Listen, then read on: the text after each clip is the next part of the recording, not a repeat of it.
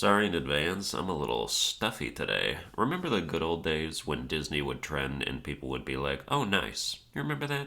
You remember when the reason people would get whipped up into a frenzy is because everyone was raving about how good a movie was going to be or had been? I think it's been 3 years. The last positive press I've ever heard about anything Disney related was when everyone said you had to watch Soul. And that was in 2020, back in the pandemic days. I miss those days. Nowadays, Disney trends, and you're like, alright, which established character is black or gay now? Whose entire premise is getting turned on its ass? Who does no one give a fuck about? Who's going live action and ruining it? And or whose plot is portraying a good thing like it's a bad thing? Whatever the reason for the trend, it's always controversy. It never unites people in positivity. If anything, it often unites people in deriding Disney's dumb decisions. Disney's stock has dropped 30% in the past 5 years, and none of their recent or upcoming movies seem to capture the kind of reverence they used to. Side note, did you know it's been 10 years since Frozen came out? We're old. The last Disney movie I really enjoyed was Soul, especially as a musician. That and Coco were like transcendent experiences for me. The most recent one I've seen was Encanto, which I liked, but it wasn't amazing, and nothing since then has inspired even a little confidence.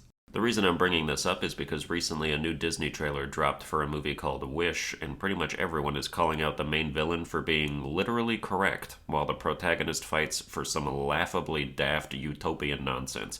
If you haven't seen the trailer, I'll give you the play by play so we're on the same page, and then we can discuss further. So it starts by setting the stage on the history of this kingdom, where the king has the power to grant anyone any wish, and the story's main character is the king's new apprentice, who has stereotypical spazzy girl mannerisms we've come to expect from basically every female Disney protagonist. Girl who's late to stuff, girl who is frantic and nervous and acts like she's on drugs, etc. The king takes this girl Asha to a chamber where he shows her all the wishes that have been given to him by the people that manifest into these little bubbles all over the room, and explains that he decides which ones to grant based on what's best for the kingdom. So she's like, some of these will never be granted? And he's like, not some, most. And she's horrified by this for some reason. She's like, people deserve more than. And she's interrupted by the king yelling, I decide what everyone deserves. And you can tell the movie is going to make him evil in the most contrived way possible. So Asha goes and makes a wish upon a star, though it's not shown what the wish actually is, but apparently it causes the star to turn into a Luma, basically, like something Rosalina would fight Captain Falcon with, and the Luma comes down from the heavens and appears to have wish-granting power, like Jirachi, but not fake as hell. So the queen notices that more wishes are being granted around town and asks the king what spurred his generosity, and he's like, what? I didn't do this. And it becomes an issue, so now the king is on the hunt for Asha as a traitor who he thinks is stealing wishes and granting them to whoever, which is kind of wrong, but also kind of not. Like, even if she wasn't stealing wishes, she was still granting them when he wouldn't have, so it's kind of the same thing.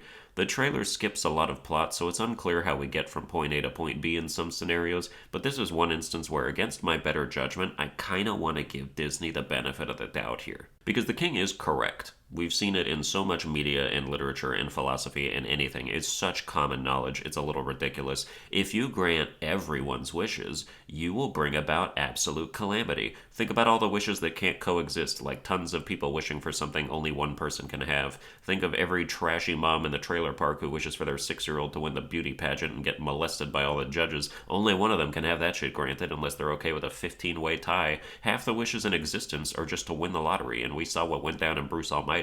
Everyone got $17 and started lighting cars on fire. Think of all the wishes that are just like, hey, I wish this person was fucking dead.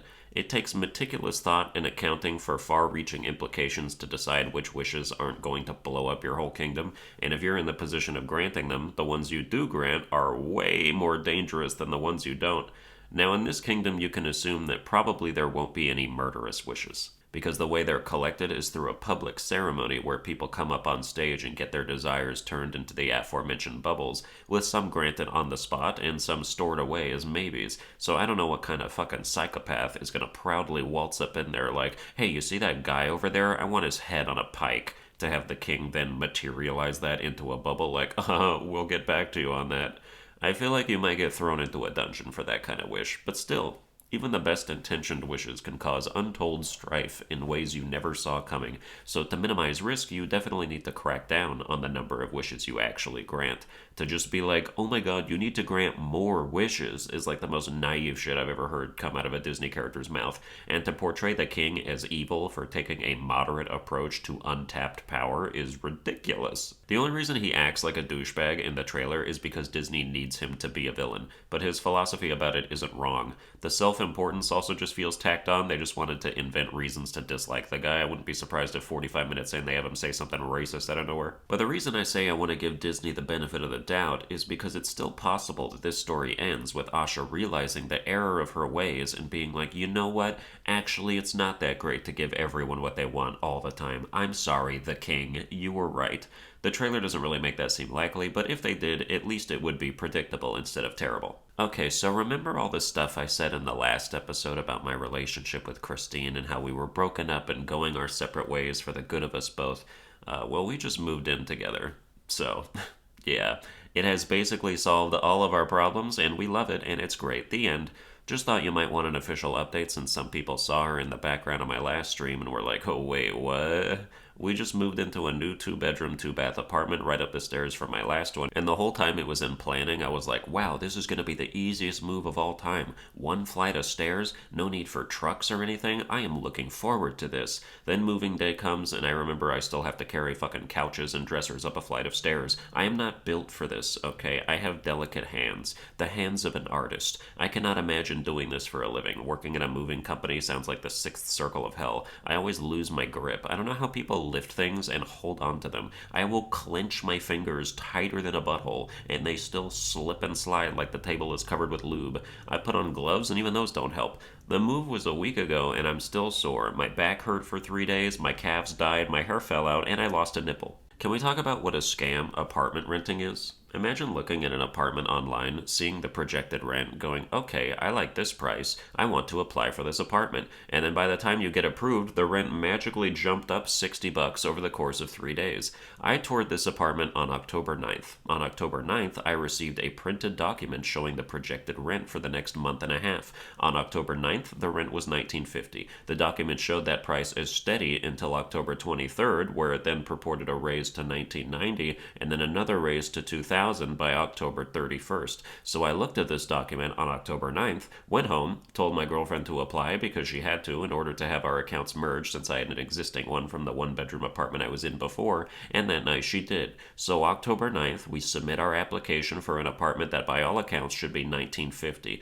But this place doesn't do holding deposits until applications get approved, which basically means that if you apply, they can sit on your application as long as they want while the rent steadily increases. Because another little wrinkle in the scam is that the market changes daily, which means projected prices don't mean shit. On October 9th, the document showed the price being $19.50 until October 23rd, but surprise, the price went up to $2,011 2 days later on the 11th. I'm like, oh, okay, so you just get to fuck me. Is that it? I sent in an application, and somewhere in the fine print, I have apparently signed away my anus to be pounded at my leasing agent's discretion. You get to wave a magic wand and go bibbity-bobbity bend over. You get to dance around and go hocus-pocus right in the tuchus. You get to say abracadabra, hope you ain't mad, bruh. Rent is a scam, plain and simple. What other industry can you do this in? Imagine you go to the grocery store to get a jug of milk and the price says $2.50, but then when you take it to get rung up by the cashier, they're like, actually, we're selling this for $4 now. Yeah, the market changed. Sorry, we're slaves to the market and either completely dishonest or completely incompetent. Because my first instinct is to easily believe that your projected prices are bullshit on purpose to not be proven outdated until you've already dangled the carrot in front of the customer enough to get them to commit.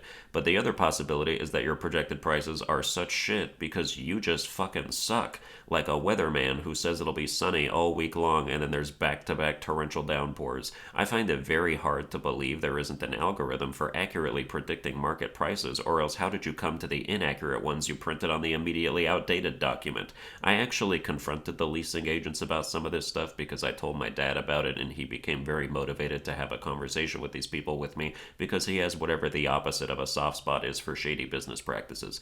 Both he and my mom have a lot of let me speak to your manager their energy, but for actual issues like getting blatantly ripped off, not like something you'd see on TikTok where they get memed on for demanding extra ranch or something. The leasing agent said they used to do it to where if you sent in an application, you could immediately get the holding deposit, which would keep the thing you're trying to rent at the currently listed price. But then they were like, yeah, but then it was a headache of returning a bunch of deposits to people who didn't end up qualifying. Like, oh, I'm sorry, was being fair and honest with people a little more work for you? Was it too hard to give people the price they signed up for? It's just a coincidence that it's more convenient for you to let everyone's rates get jacked while you twiddle your thumbs? Do your parents lament the fact that you've chosen a life of crime? Hey, son, what do you want to be when you grow up? I want to be a leasing agent. Good God, it would have hurt less if you said rapist.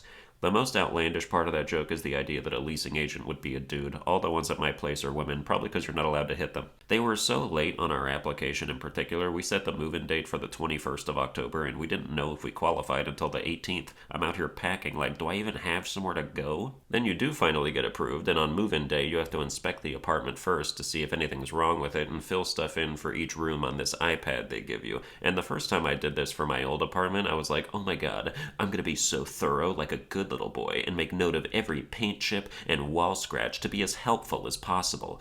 But it's a cruel, misleading game because what you're really doing is calling out imperfections that will reflect how much deposit money the previous tenant is going to get back. It's a scheme by the lenders to force the tenants to tattle on each other, and it works because you want to catalog everything that's wrong so you don't get blamed for it later. I'm out here like, the carpet is frayed a little in this corner, better take a picture so they don't think I tore that shit up like a kitty cat.